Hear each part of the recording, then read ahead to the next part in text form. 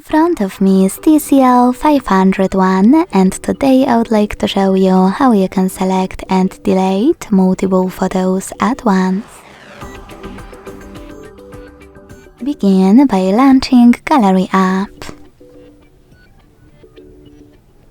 Then select Photos or Folders at the bottom, and after locating all of your pictures that you wish to delete, hold one of them.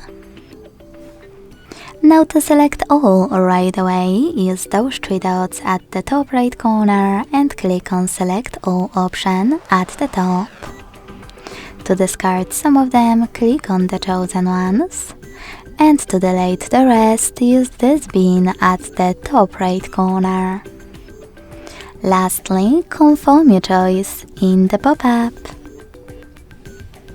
Thanks so much for watching. If you enjoyed this video, leave a like, comment and subscribe. Bye!